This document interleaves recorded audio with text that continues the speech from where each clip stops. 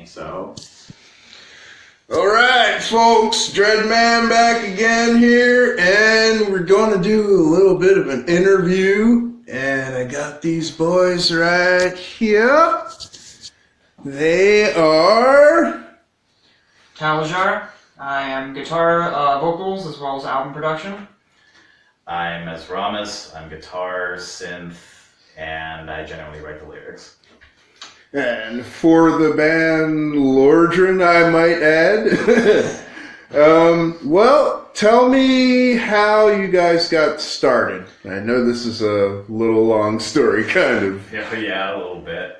Lordran is actually, we played our first show last year, or technically late 2017, however you want to look at that. But Lordran's actually a 6-year-old band. I've been trying to get it going for a really long time.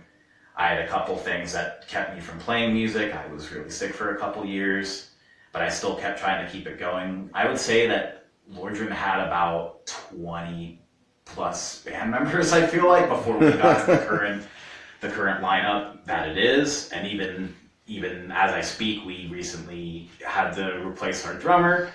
But I feel like a new vocalist too. Yeah, so there's also that. But that's always pending. But you have a new vocalist, you said? Potentially. We don't know yet. It's very bizarre circumstances, but it's one in which they're trying to do it. And they would commute, but if they're willing to do it, they commute. But we've had this. There's been so many ups and downs between all the band members. Ultimately, a lot of them didn't leave on bad blood. It was creative differences. Yeah, sure. And every single band member that has come and gone in Lordran, it was going to change the sound significantly too. But I feel like between all of that, I'll just say that the album lineup, I think was it 2015 or 2016?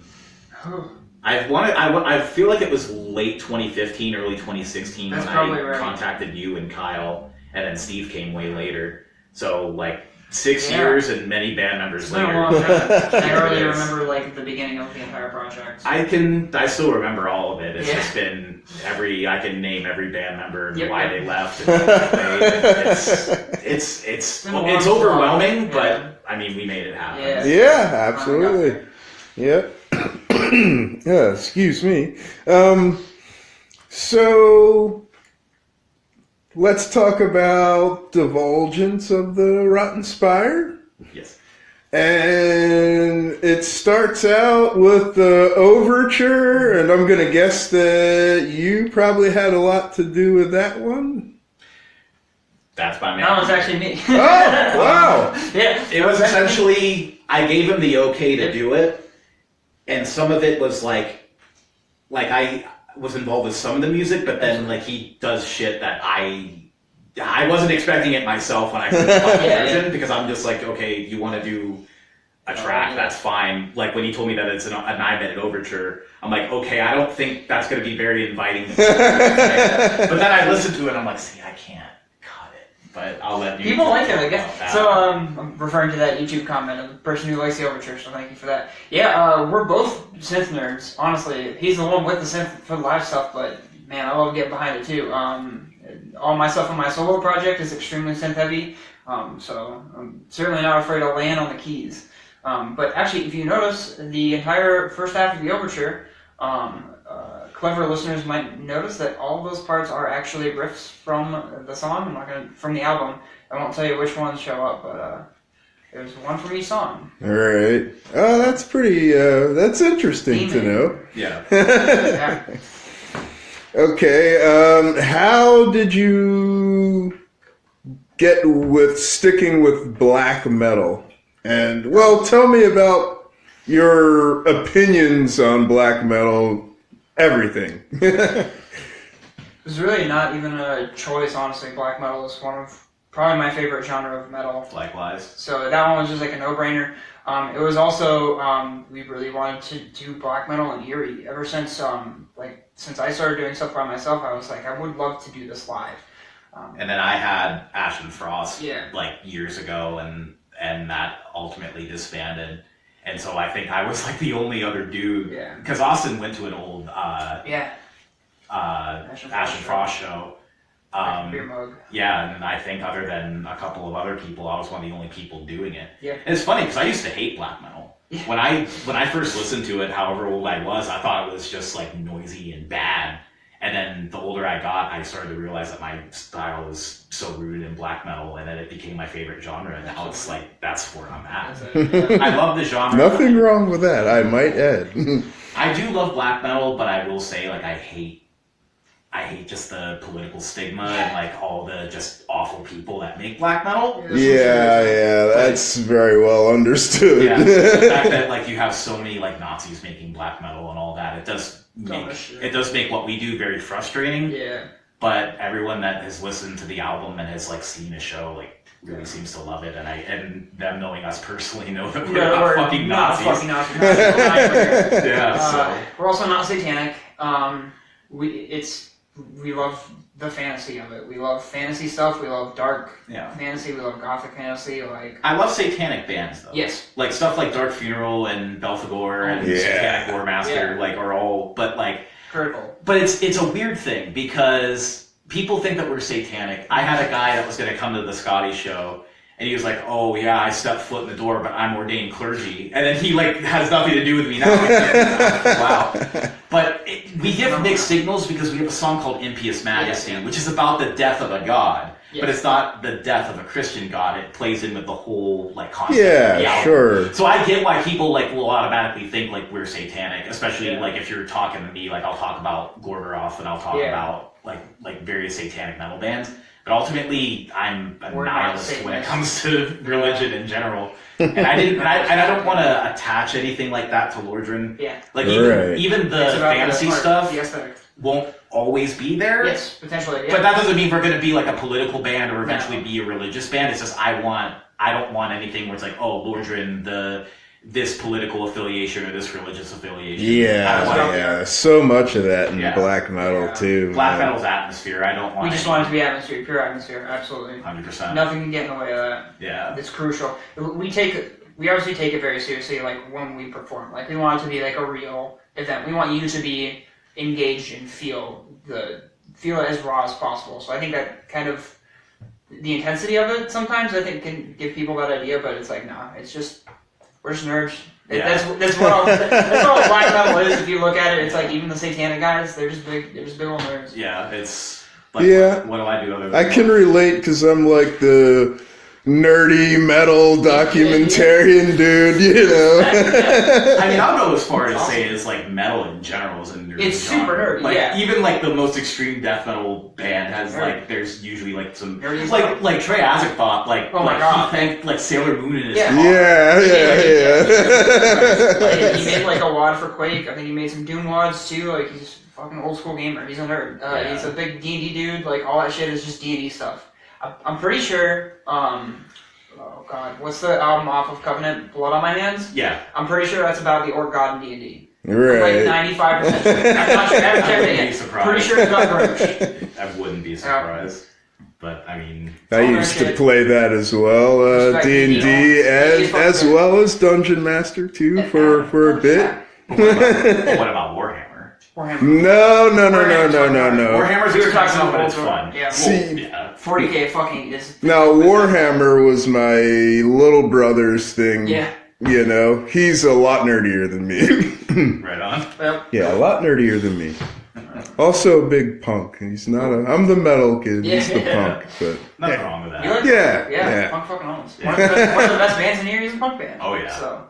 Yes, I totally agree with you. Yes, indeed. My absolute favorite band here, yeah. Super good. What do you guys think about the state of the Erie metal scene at this point? I think it's tumultuous. There's unfortunately, a lot of tried and true venues closing down. But we just played our first show at Scotty's, which I liked quite a bit. It was a hard show to put together, just due to weird circumstances. But the venue itself, I really liked. It seems a lot of bands are just morphing, so I have no idea right now. We honestly tend to not focus so much on the scene because we just don't want to do our doing own thing. your own thing, yeah. Yeah, and the only thing that we want to make sure of is that we're bringing something unique to the show. When you come out to see a show, we want to give you fucking a real event. that Absolutely. you never forget. Yeah, I Sorry, was personally and seriously like just blown Thank you so away. much. Yep. Because my first time was 814 Fest, and the Erie Movie House show. That was before that. yes, oh yes, that's indeed, true. yeah, Our home yeah. turf. Yeah. That's right. You are correct. I That's forgot what about the that. Yeah, the first two were there. Looking Yeah. forward to playing there again. They're Yeah. awesome. Erie Movie House Yeah, well, songs. definitely. So, having seen you guys myself, I just personally have to ask, how the hell did you guys get so good Oh, fuck. on your instruments? Like, you're an amazing drummer Yeah. and shredding Thank you. guitars, man. Thank you. Like, holy hell, dude. Man. I don't know. I don't really consider myself to be good at either of those instruments, honestly. I think everyone in Erie is going to tell you that, though. My favorite drummers in Erie also say the same thing, so... It's good to be humble, though. You don't want to act like you. Oh, yeah. No egos, I man. don't know. I think I'm a sloppy-ass guitar player. But it's just... What? Yeah, don't ever isolate my tracks. But it's... Yeah, I don't know. I couldn't answer that one for you. Mine was It's a product practice. of a lot of time. Yeah, we just... Because we a were lot working on of it for so because long. the reason it gives such an aura of being so polished Yeah. and so good, the early versions of Divulgence, I would say 3/5 of that were changed, but there were 2 that Yeah. were pretty solidified, and Impious was one of them. Yeah. But it's just it was a lot. Impious was a product of just having a lot of time and stewing Yeah. on riffs. I don't like to do the George Lucas thing, where don't tamper with what's already perfect, because he tampered with things that were already perfect. But a song like From Darkest Murk was something that pretty much was... just happened. Yeah, it was tampered with a little bit from the original version, because the original version was a straight Satanic Nick. War Master song. Yeah. But then a song like Quintessence was tampered with immensely, and that's something where there's jazz chords in that, and there's a lot of things, there's a lot of riffs in that I still have to give myself refresher courses on. But much like Austin, I don't think that I'm shit of a guitar player, but I put the work in on both. We as a band were practicing that material for like almost a year at that point. It was, yeah, it was Quintessence, very... I want to say, was finished like a month before our first show or something. It was... And we haven't played it since, just Yeah, because it's hard. it's more of an album track. Yes. Right. I'm not sure if that one would work quite as well live. We are going to probably play it live when we do the CD release show. So that one will be coming back, but that one's just a lot. But it's just working with a lot of people that are competent musicians and take it seriously. Like, Yeah, we don't have anyone who I gotta give a shout out to Steve, Yeah. just because it's his birthday. Well, yeah, I do know, yeah. But and he's a tasteful fucking bass. but the fact that so good. the bass that he uses is my 6-string bass, and I always take it back here every week just because it's one of the basses that I map stuff out on. So he doesn't even take that bass home to practice, and he still comes up every week when we have Lordran practice. And he lays it down, and he does exactly what I want him to do, and I don't ever have. I mean, I don't really ever have to tell you guys change it to this. Yeah, because I don't think we ever gave Steve any instruction. I think he just came in and was like, "I know exactly what to do." It's perfect. It's so refreshing to have a band like that where you don't have to feed people the parts. Where it's just because basically the Lordran writing process is I come in, well, here's a riff. And then I let you guys interpret it, and you always interpret it the right way. I don't think we're very lucky to have had, with this setup of Lordran, just people who get it. Yeah, right. Which is hard for a project like this, which is so specific. Yeah, because there's a lot of riffs that move a lot more than people think, and there's a lot of influences that come out of left field. They're weird. Like Impious has an Isley Brothers riff, which nobody has ever caught yet. They're not going to be looking for that, man. Because, your general listener doesn't even know who Ernie Isley is, let alone that. Expecting it in black metal. But I love soul music. I love it fucking works, I think. So no, it always works. I love it. That's the neat thing about Lordran too, is that writing Divulgence, I actually didn't listen to black metal. I don't listen to black metal when I'm writing. I was about to say this. The stuff that we actually listened to, past the Evil Feast release of was that 2017? That was late 2017. Yeah, December 2017. That's that's pretty much been the last black metal album that I've been listening to. That's pretty much it. That's most of my black metal intake. We both really love video game scores, movie scores, and then just other genres. So we don't You don't go to black metal a lot for inspiration. But I do sometimes go to black metal for inspiration when it's like, but just not when I'm writing, but like when I want to get into the aura where I want to write. Right. I'll listen to whatever, like I'll listen to Batushka, I'll listen to whoever, and then I just get like inspired. Stop hating on Batushka internet. For the love of God. I don't understand the recent surgence of hate for that album. Like I fucking love that album. Right. Yeah. I understand it's like it's cliche, but it's near perfect. Yeah. They hit those riffs hard. But all right. Did any, like, speaking of Steve, we were just talking about Steve. Did anybody else help you actually write any of the album? No, we actually kind of intentionally kept it between TJ and I. Which everyone is okay with. Yes. And because even though Lordran, like I started Lordran, I generally established it as a democracy. And if anybody has any ideas or they don't like something, just bring it to the table. Right. But Steve was okay with how things were, and the stuff he added was really tasteful. Yeah. Kyle was did contribute to a level like he did help with the drum programming. Absolutely, yeah. And he did help with the song structure. He structured the original vocal pattern for Merc. Yeah. And so there was a lot of work, but everyone put in effort. Absolutely. I am always welcome. Like if somebody wants to like this. Upcoming, because we're already working on the second album. Yeah, we're almost done. We don't fucking We're like stop. halfway done with it. But I do welcome the input of other people that want to help us write, because I don't know if you've noticed, but the past couple of shows we've had a guest person come up. The first year movie house show that you were at, we had people from Ghost Embryo came up. Yeah. Same thing for 814 Fest. We did a Napalm Death cover at Scotty's. Yeah. So we're always welcome to working with people. Yeah. So if anybody ever wanted to help us write a track, I'm absolutely open to that. We love having guests in our lives that want to be different every single show, and you can make that happen. So definitely nobody did help at this current time, but I'm open to it if somebody I mean, the reception we get from every time we've played live. Awesome. Like Andrew DeSanctis and really all Perdition were shout out to Perdition. Stoked. They came through for us 100%. On the on that Scotty show. Yeah, they literally saved it within 2 days. Yeah, they were not booked to play that. But every 2 days notice. Everyone that's heard it loves it. Yeah, and I feel like if we put it out there that we want to collaborate with whoever, they would be. We've got a couple offers so far. It's super humbling. We love it. Yeah, I never expected that. Just a black metal band that was named after goddamn Dark Souls. In hindsight, too. If I knew when I named Lordran, if I knew that Dark Souls was going to become as big of a thing as it was, I would have either picked a more obscure reference or not been called Lordran, just because it's Dark Souls 3 kind of made it a meme, but... Yeah, Dark Souls it is pretty big these days. So people will come up and just be like, yeah, praise the sun, bro. And it's like, no, it's something to where... I'll even say it's like Bolt Thrower, except Bolt Thrower have... Their album covers are very Warhammer, but none of the lyrics are Warhammer. They don't have any Warhammer gimmicks, and Lordran is a similar approach. Yes, where it might seem like it is, but it's not. But we're really, I want to distance ourselves from like actual Dark Souls references as much as possible. We have our own ethos. So. Yeah, I don't, which is such a weird thing in and of itself. Yeah, we thought people would think it was like too nerdy or like too stupid. I mean, we're just gonna do it. Like we had one bad review. Yeah. That was just a guy that was just like, "Oh, this is fucking stupid." But like, I don't. The narrations are the true test of strength. Absolutely. If you get through those, then you're gorgeous for you. And if you can't.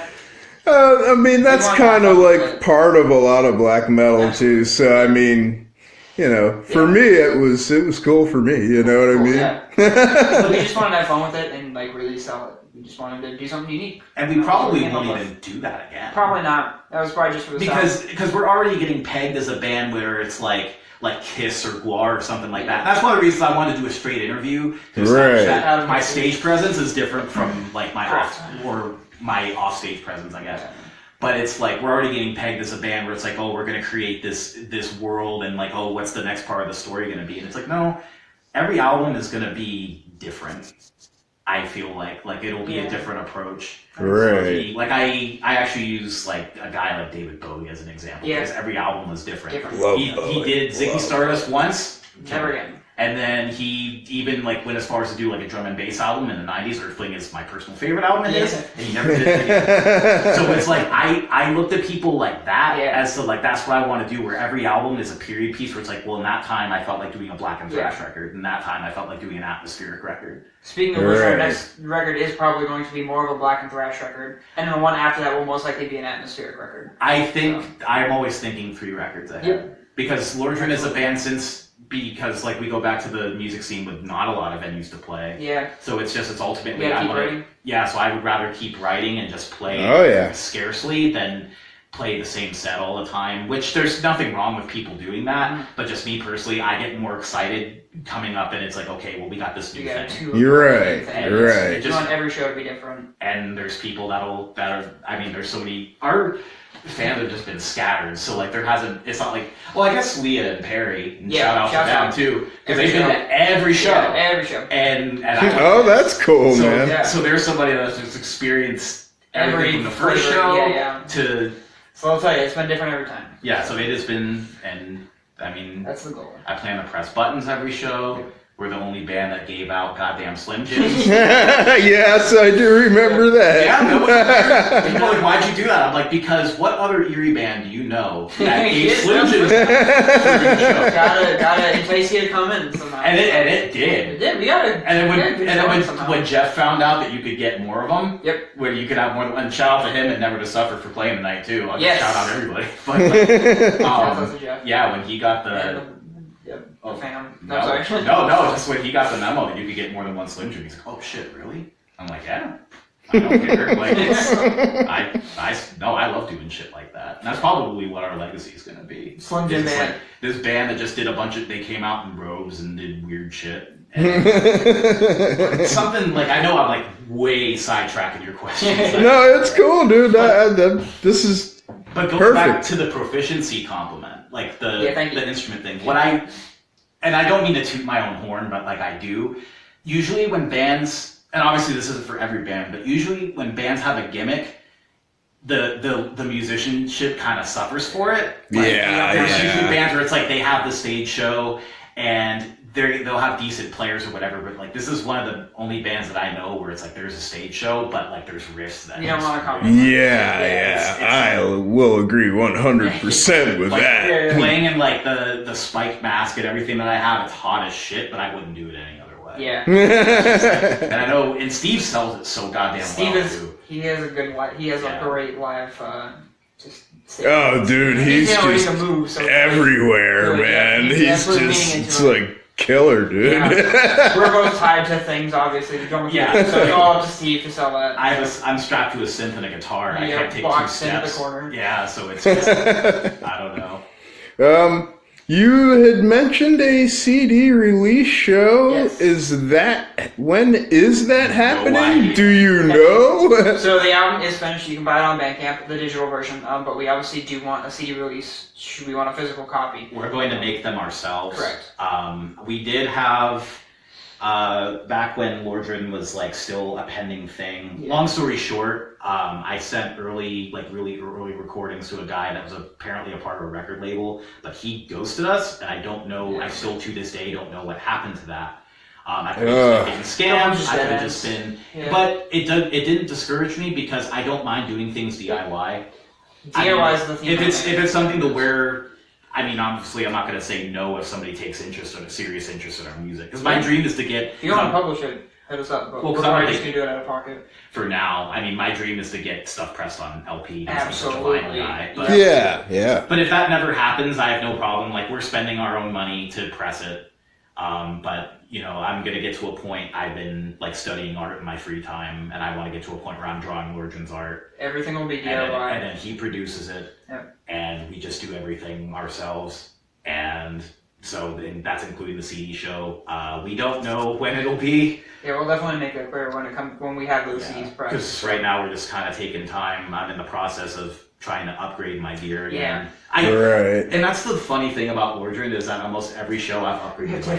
The first show I had that Jackson, which is now sold. Yep. I didn't have, and I was using the Valve King. By the second show, I had the 6505. And then by the next show, I had the FRX.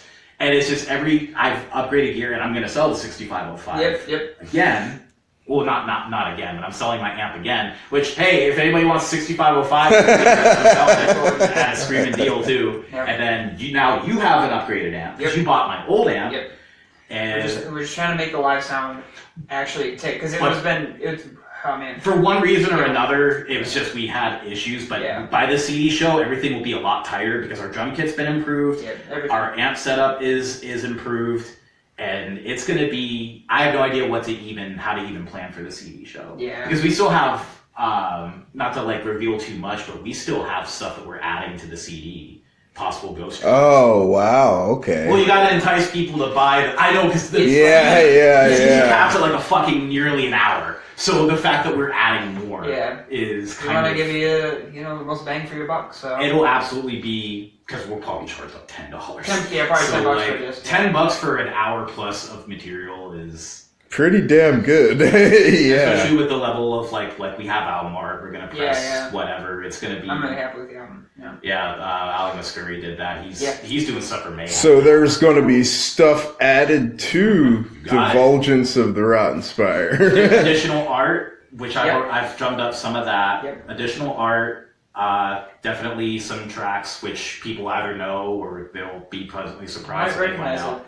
Yeah, you might recognize it, you might not. It'll be a whole new experience.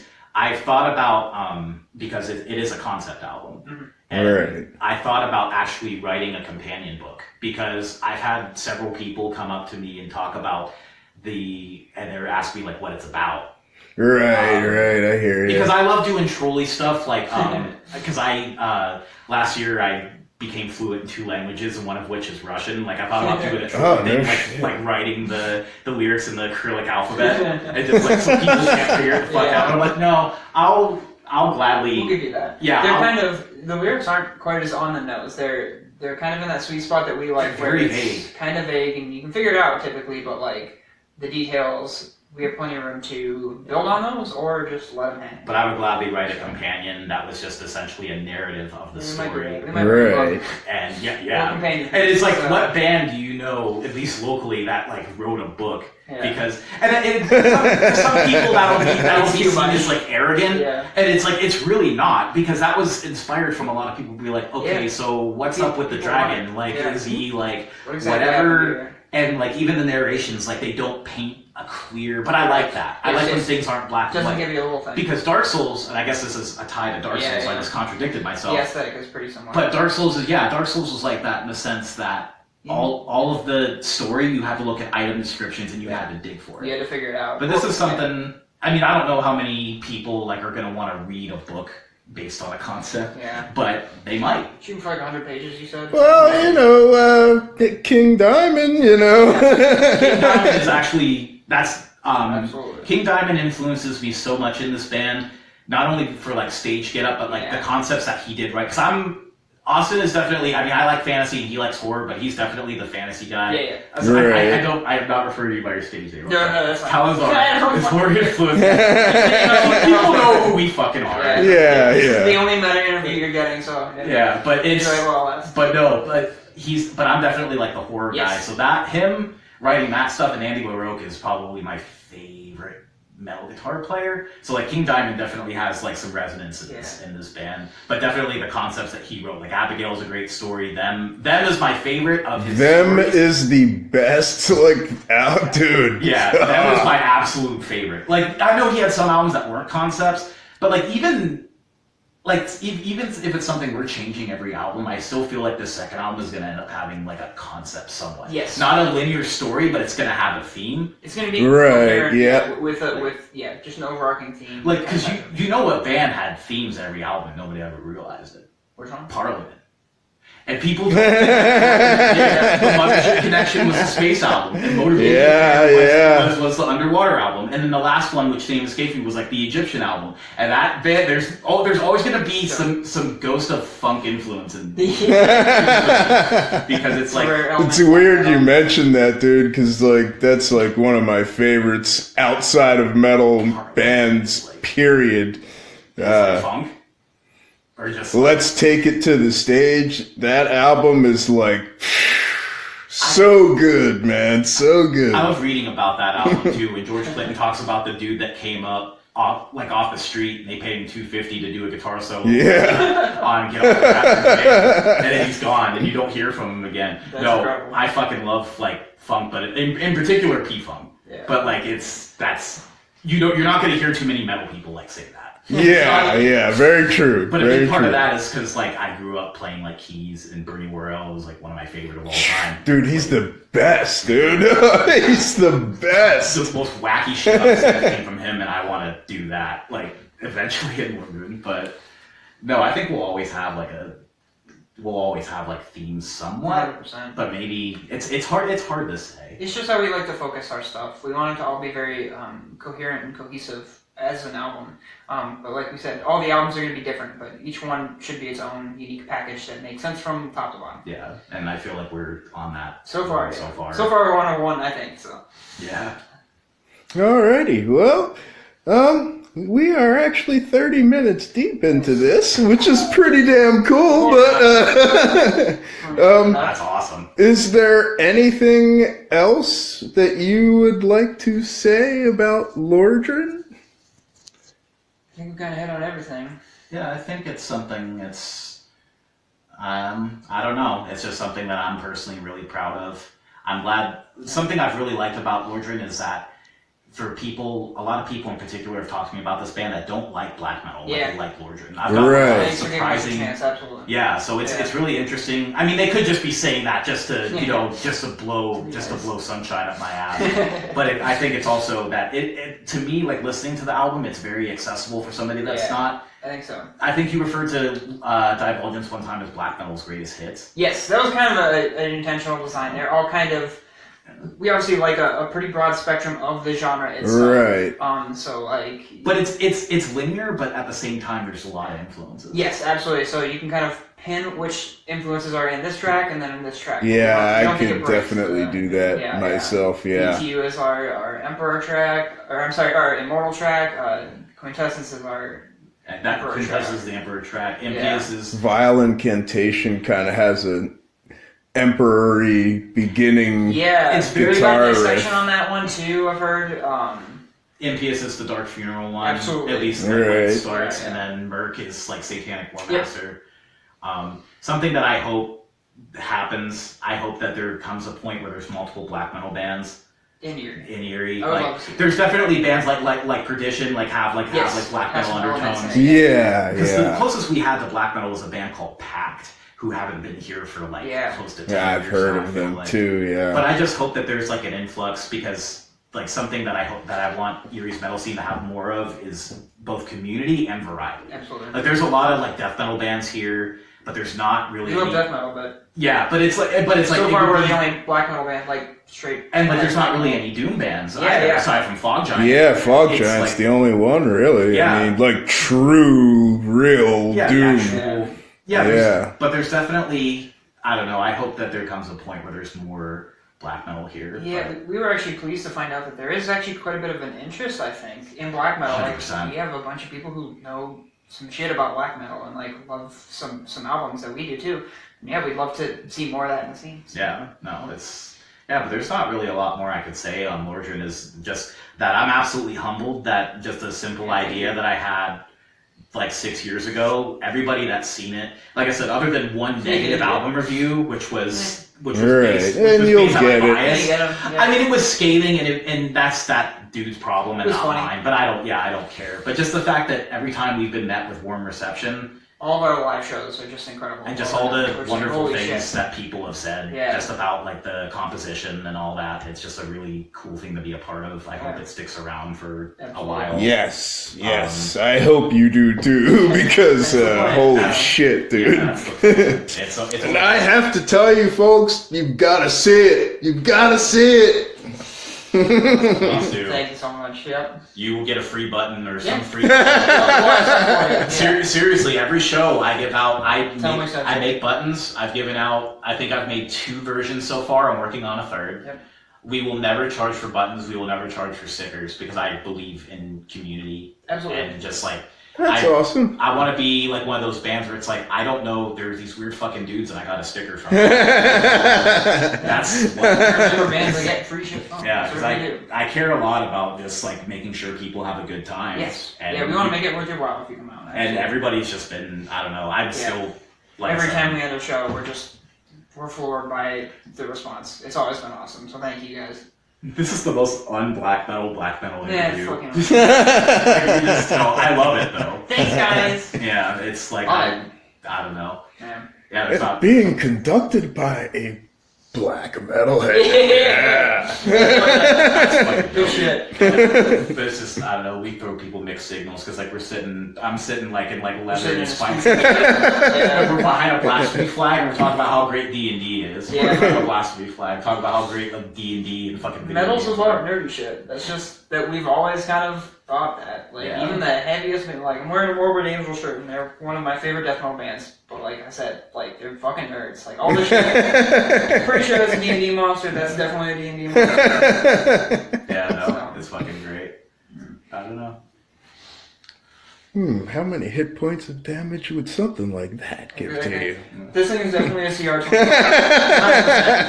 You ain't fighting them without at least a party of full level 20s. Didn't we talk about doing a Lordran show where there would be like that D&D campaign simultaneously going on? Yeah. You should do that. We're actually considering. You should do that on the BT Tuesday night D&D game, dude. We'll consider that. We were trying to think like how the fuck we would do that, but it's like... Dude, I'm gonna mention that to Bobby now.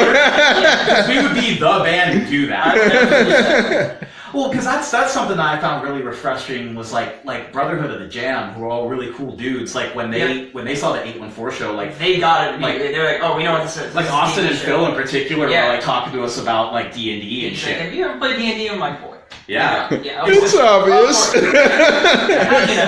Yeah, that's something we definitely want to do. Yeah. We have considered that. So yeah, we'll probably do that. I'll probably work on putting that together. See, that's the stuff I want to see more in Erie. Yeah. I'm an advocate for house shows, but like it's also I just want people to do stuff that's different. There's nothing wrong with playing BT, but like when somebody throws out an idea like, hey, there should be a band that plays during a D&D set. I want to see more stuff like that. Yeah, more right. It gives something people to talk about where it's like, oh, I just saw this band. Where it's like, okay, I saw this band. There was a fucking D&D campaign going on. And it's like, that's the stuff I want to see more. And I think that Erie can definitely do that. Yep. It's just getting people that have ideas and aren't afraid to spitball them and just... Yeah. I mean, I had an idea for a concept album about a dragon that gets turned into a flesh tower, and you guys were all about it. Oh, fuck yeah. So, I mean, you helped me, like, find yeah, we worked for months on the whole concept. And, but it's like, I just had a general idea, and then it was like, there it is. Stand on it. We know there are creative people in Erie, so it's like, we know it can do it.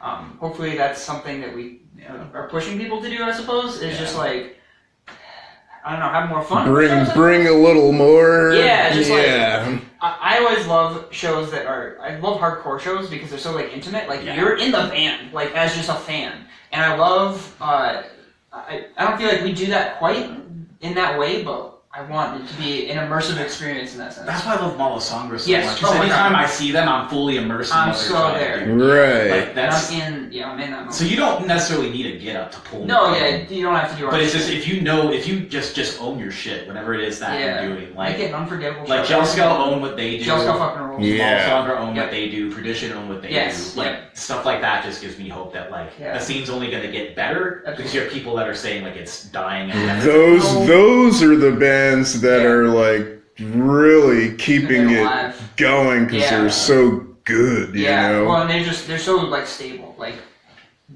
no changes. Like we have a lot of really cool lineup changes, honestly, with some bands. Some are like, oh man, is this the end of that band? So hopefully they keep kicking. But yeah, I mean, those bands are they've been just holding it down for us, really, so we can kind of do our dumb shit. And so, I mean, our lineup change is like one of the most significant because it's like because of who we got, and it's like okay, but it's gonna be.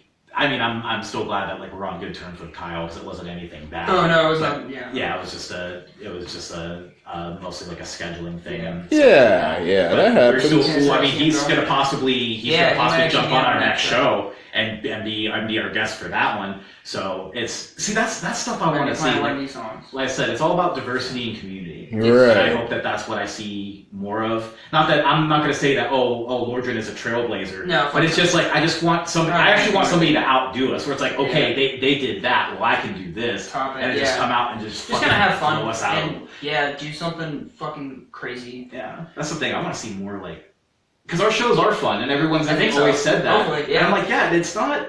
I don't know. It doesn't have to be that serious. Yeah. Like the songwriting and the music should be serious, but when you're doing a show, have fun with it. Fucking sell it. Like we had a sector at our first show, yes. and I'm currently trying to build props. Yeah. So we're just gonna add more, especially if it's just gonna get stupider, guys. Especially if we do have a front man, because not that Austin is a bad front man by any means, though. Yeah. but if we have somebody that can run around free. I think of when I saw Sun and how Attila killed that live. Right. That if we get something to that level, I basically want a Terry level frontman, but for Lordran, because Terry's the perfect Terry frontman. Owens, Dan Kosovic. Yeah. Like Dan Kosovic was just an absolute monster. To name drop them for the third fucking time, Carlos, because Carlos is my dude. So it's like so many good fucking. Erie scene is. I've jerked off Mama Songer way too much in this interview, and I'll have to make sure that he sees it. So I can't. No, there's so many bands I fucking love here. I can't express it. Yeah, and we wanted to make sure it was still going, because when we kind of started this band, it was looking kind of dire, but it's starting to come back up. And I don't think that's us, but I think it's just those bands that we mentioned are really holding it down, and a couple other bands are just coming up. And so the behind the music for Lordran would be intense, right out of the gate. It was all this stuff that is. But I'm glad to still be here. I'm glad to still be doing it. I'm glad to be working with who I'm working with. Yeah. I'm glad that it can be a black metal band that's not super serious all the time. We can have fun. Right. He and I have talked about just fucking taking breaks from practice to play Smash on Switch, and it just go back to the riffs. We have a lot of fucking fun. Yeah. So I don't know. Nothing wrong with that. Nope. That's the what it's all world needs about. more fucking fun. Yeah, man. everyone wants to be professional with their music, and you should. Absolutely, you should. But just don't forget to have a good time doing it. Yep. That's always have the balance. Don't make it a when job. it becomes not fun, that's a sign. I said outright, if the day Lordran stopped being fun is the day I would end it, but that day is yet to come. Yeah. Especially now, it's just been even more fun. Oh yeah, you're really just getting steaming now, man. The reason this interview's gone so long because we just like to have fun and bullshit. Yeah. So it's I sidetrack a lot. There's nothing wrong with that. Long interviews are good. Content filled. Premium episode right here. So. Yeah, that's. Somebody actually posed the question. They said, "Are you the only blind guitar player in Erie's metal scene?" I said, "Probably." That was such a weird left field question, but that was thrown at me. I'm like, "Yeah, maybe," but yeah, I think so. I can't think of anyone else. No, neither can I. I'm the only one. You got it. Probably the only blind guitarist, only blind bass player, and only blind synth player as well. And I know my way around all three, so I don't let it be a thing. But no, that's just a weird thing when people focus on that. And I originally didn't want Lordran for that to be a focus, but now I'm wearing a blindfold. So which is really cool. Which is people know why the blindfold's there. Yep. Way white baby. But it's a weird focus point, but it's something if that's a title I have to carry, where it's people think that's a cool thing, where it's Lordran has a blind guitar player. It's dude, it's another testament to your talent, dude, because I haven't seen you make any mistakes myself, personally. I've definitely made a couple, but it's nothing. Like we both think that we're shitty guitar players, but then everyone else would be like, "No, you're not," because whatever. Appreciate it. Yeah, no, I appreciate. Like I said, don't isolate my stems, please. Don't isolate my stems.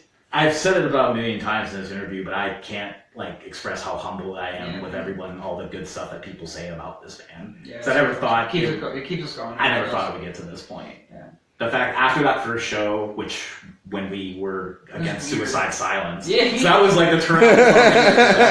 But when afterwards, just the looks on people's faces, because nobody knew what it's so much fun to play to a new audience. Yeah, really we drenched the place in fog, and we came out. And nobody knew. Terry just looked at me like, "What the fuck was that?" Thanks to a gel scout, we actually didn't tell them what they were in for. Nobody knew. Just They just took it. And even with the like flyer, the like gelatins and dragons thing, nobody knew what it was. And it's just nobody came out, and Andrew Vickery lent us his like he at that time he lent us the lights and the fog. Yeah. And then he turned me on to getting the lights, and then it was nobody knew, and that was the best. It was super fun. Me personally, it's like, I don't know, like there was a band here years ago called Professor Small, and I don't know if you knew that band, but they had like weird stage shit, and I still remember the dude with the TV on his head. What? And like that's the scene. Yeah. Reaction. That's what I want to see more of. A band that just makes me go, what the fuck? And it's not even just stage presence. Yeah. It's just you come out. Like there was a band on that Rings of Saturn show that was I saw on the YouTube channel. Was it? What and you linked was it Veil of Nath? Veil of Nath, yeah. They didn't have a goddamn gimmick, but when I saw like when I clicked on the link, I'm like, what the fuck was that? That ripped. Yeah. That's what I want to see more of. Where it's like just more performance, I suppose. They're very cool people too, by the way, because I never heard of them until that. I actually met the drummer and actually, well, you know. Had a little hangout time, I'll say, with the bass player. So, good guys, man. Good guys, good band. They definitely made a fan out of me, so I'm gonna check them out. Yeah, within about the first 5 seconds. And they didn't have their vocalist. Oh boy. They actually have a vocalist. Oh my god. Yeah. I guess he was ill and he couldn't perform, so. Jesus. They played the whole set instrumentally, which is also a testament to them, because the show must go on. Yeah, fucking Harmonic Desolation were a great band, and they didn't have a vocalist. Or at least when I saw them, they didn't have a vocalist. They're not a band anymore, but like I remember I saw them at the old BT, and they ripped, and they were an instrumental band. So you can do the instrumental thing. Oh yeah, Divinex, man. I mean, that's right. Stuff like those guys are killer, dude. Yeah, so it's definitely possible. And that's the shit I love when I just find out. Like, remember, like, Post-Moral Possession? Oh, like, the first time we saw them. Dude, I just talked about them last week to the guys at Basement, too. They rule. They're so fun. If we could ever get them on a show. 100%. They're professional as shit. Yeah. So good. Oh my god, they're so tight. Disgustingly tight. Good ass riffs for days. Get them, us, and Ferris Din. And that would be sick. That's a stacked lineup. I would love that. That would be such a fun show. Ferris Din are a band based out of like Buffalo. We almost did a show with them. I talked to them. Hey, it sounds like something I could put together, maybe. Yeah. Maybe I can give you their contact info, and like we could go from there. Like we do want to do more shows. We also don't want to spam it. We want to make it. You want to give us enough time to make sure that every single. I want to make it so when it's like you hear about Lordran doing a show, you're like, oh shit, I gotta catch this because otherwise I won't. Because there's some bands that's like if you don't make it, it's okay because you can see it in like 2 months or next week or whatever. Right. Like us, nobody knows when the next show. Yeah. We kind of want to keep it that way. And I like even though we're doing a straight interview, I do like the mystique that like Drudka, like I'll name drop my fucking band shirt now. Yep. That's such a mysterious band. Yep. And I love stuff like that. You don't really know. Like I don't mind Lordran not being that, but I feel like to an extent our presence is that. It adds to it. Yeah. I think so. Like we'll do a straight interview, but we're still like kind of mysterious in the sense like I don't ever advertise the Facebook page really. Yeah, we keep a low profile. Honestly. We keep a very low profile, and I like that. The whole album is a very ethereal like feel, and I don't know. And just to clarify on that, we kind of do keep ourselves out of the scene. That's not to like down. It's not to screw anyone. I promise. It's just we want to keep the art separated from reality. Oh yeah, that's just like a big part of black metal to me. That's always really rung true. Where it feels like this album is not of this earth. Mysteriousness is definitely a big part of the whole black metal thing as a whole, for sure. We tap into that. So. I don't know, but no, I think we covered all of our bases. Alrighty. I think this will definitely be the longest interview I've had, which is awesome. Yay! Another milestone. Yep. Longest album, longest interview, longest. Yeah. All right. Any parting words, real quick, or? And by the way, get a hold of me when you guys do your release show. Maybe we can get that together. What you were talking about, you know. Just a thank you for everybody that showed their support. Shout out to all the bands I've name dropped about 1 million times. Yeah, the bands that we forgot. Sorry. We'll keep you posted on whatever. I'm just humbled by all the support. There's a lot more coming. We have, Absolutely. like I said, we're already working on another album. Yeah. We're always upgrading. We're always changing, but at the same time, we're always going to be accessible. Even though, like, it's just funny because a lot of people don't know like my involvement in Lordran, where it's like I'm kind of like a ghost. Yeah, it's his, Right. But it's his project. But it's like, but it's. He brings the riffs and then I just write on top of it. But I've gotten it before where I'm unapproachable. Legit, if anybody approaches me about anything, I'll embrace it with open arms, whether it be like if you want a CD or you just like want a button if you weren't at a show or you want to do a show, it's just hit us up. I mean, even though I'm kind of misanthropic, I'm anxious, I'm willing to work with anybody. I love everybody, so like, what about you? Anything? No, that's pretty much it. Thank you again, everyone who's put up with our dumb shit, our weird, our real fantasy album. Yeah. Thank you so much for giving it a shot, and if you love it, there's more to come. So. Alrighty. Dreadman, keep it heavy.